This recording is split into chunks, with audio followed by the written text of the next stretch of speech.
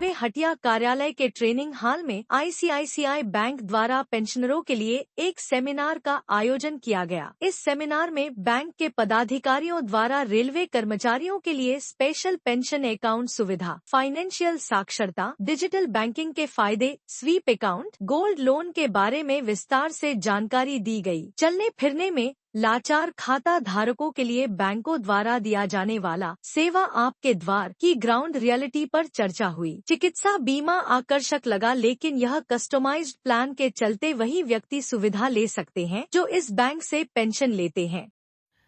Sir, ICICI bank के द्वारा एक सेमिनार रखा गया आप लोग के साथ में, इस पर क्या बोलना चाहिए सर? सेमिनार में बताया गया, विस्तार से बताया गया पेंशनरों को दी जाने वाली सुविधाओं के बारे में। उसमें बहुत सारे क्वेश्चन पूछे गए, उन लोगों के द्वारा कुछ समाधान बताया गया। कुछ समाधान से हम लोग संतुष्ट थे और कुछ से नहीं भी थे। तो जिस तरह से बैंक सेवा आपके द्वार जो पेंशनरों के लिए रखा गया है, उससे कितना प्रभावित, कितना सुविधा उससे मिल पा रहा सर आपको? आरबीआई के द्वारा डोर स्टेप सर्विस उन लोगों को दी जाती है जो चलने फिरने में सक्षम नहीं है, जो बैंक तक पहुंच नहीं सकते हैं। तो वैसे लोगों के लिए सुविधा दी जाती है कि आपके दरवाजे पर जाकर बैंक का कोई कर्मचारी सेवा देगा, जो आपकी ज़रूरतें हैं वो पूरा करेगा। लेकिन वास्तव में धरातल पर ये सेवा दिखता नहीं है। लोग फ़ोन करते रहते हैं बैंक, लेकिन बैंक से बहुत जल्दी कोई आता नहीं है। खास करके वैसे लोगों को ये सुविधा मिलती है जिसका कोई अप्रोच है बैंक में, कोई जान पहचान है, उन्हीं लोगों को ये सुविधा मिल पाती है। जिस तरह से सर आप लोग हेल्थ बीमा के बारे में, उसकी विशेष जानकारी सर आप हमको दीजिए कि पेंशनरों का क्या हेल्थ बीमा? हाँ, चिकित्सा बीमा के बारे में बताया गया आईसीआई बैंक के द्वारा।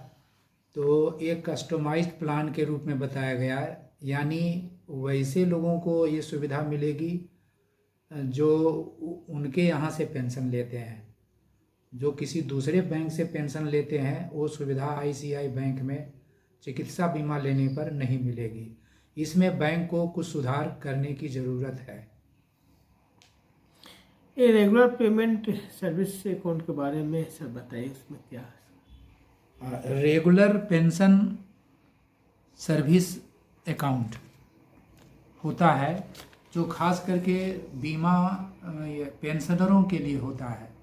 वैसे पेंशनर जो साधारण अकाउंट खोले हुए हैं, बचत खाता खोले हुए हैं, बैंक को चाहिए कि रेगुलर पेंशन स्कीम वाला अकाउंट में उनको चेंज कर देना चाहिए।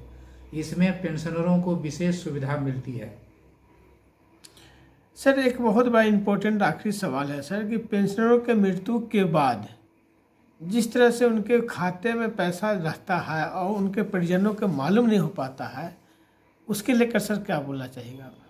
हाँ, ये प्रश्न हमारे all India retired railway federation के सचिव श्री चंचल कुमार सिंह जी का था कि पेंशनरों की मृत्यु हो गई और उनके, मान लीजिए कि उनके परिवार में कोई पढ़ा लिखा नहीं है या जानकारी का अभाव है, तो वैसे पेंशनरों का बहुत सारा कागज़ पत्तर इधर उधर रहता है और बैंक को ये सारी चीज़ जानकारी रहती है।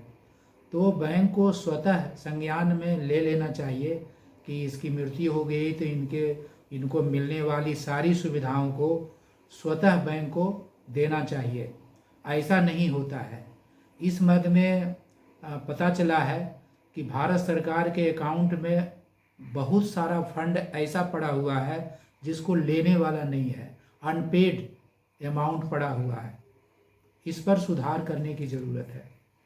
अपना परिचय सर दीजिएगा। मैं अशोक प्रसाद, पूर्व में मैं रेलवे इंटर कॉलेज मुगलसराय का प्राध्यापक था और रिटायर्ड होने के बाद मैं अभी रांची हटिया में रहता हूँ।